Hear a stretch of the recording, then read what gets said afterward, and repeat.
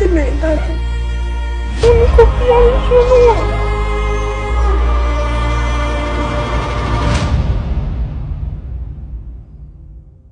Cum te cheamă? Natalia, Câți ani, Natalia? 12 ani. Mai sunt câteva zile până începe școala. Cu ce o să mergi la școală? Ce avem, cu ce am fost și anul trecut? Și anul trecut ce ați fost? Cu un ghiozdan. Și mai este bun gheazanul care l-aveți? Nici chiar așa bun, dar da, Ce ți-ai pus tu în gheazan? Ce ai pregătit tu pentru școală? am nimic. Te-ai gândit să-ți cumperi ce trebuie? M-am gândit, dar dacă nu are mama posibilitate, nu pot.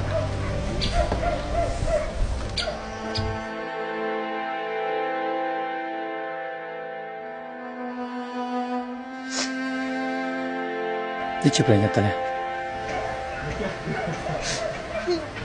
Că nu am la școală caiete și rechizite, tot ce trebuie. I-ai cerut lui mama să-ți dea gheazan și tot ce trebuie? Da, dar nu are posibilitate.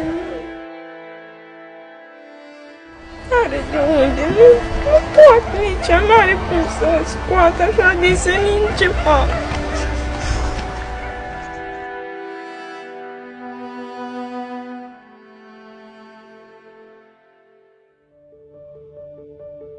Natalia, tu ce vrei să te faci până ajungi mare?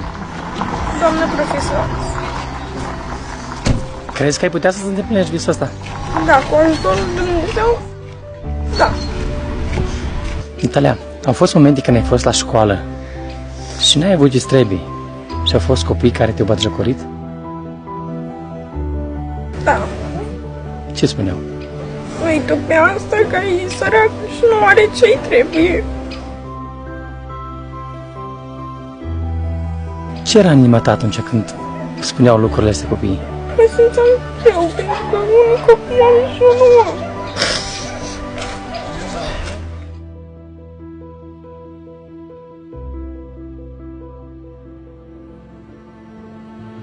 Că ar fi să ai în ghiozdan nou, ce ți-ai dori să aibă în el?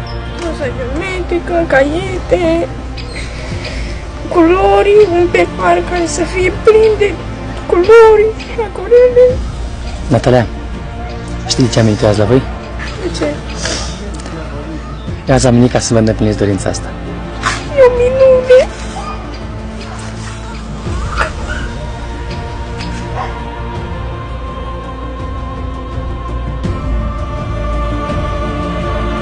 De ce crezi tu că e o minune lucrul ăsta?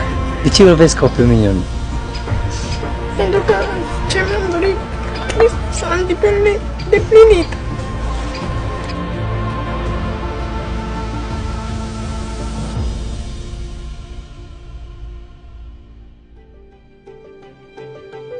Vrei să desfacem pe ghiozdanul să vezi dacă iese ceea ce te-ai dorit în el? Să vezi dacă dorința ta a fost împlinită. Prin asta Domnul Iisus vă arăta că vă iubește, să știi.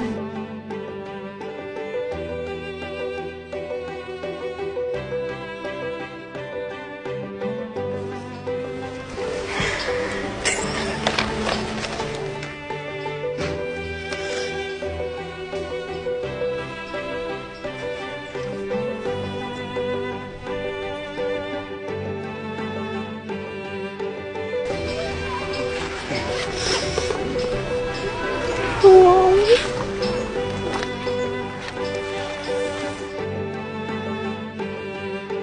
Este exact așa cum mi-am dorit.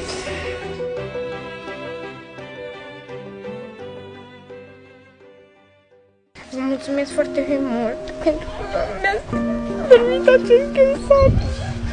Sunt foarte fericită că am acest gheozdan.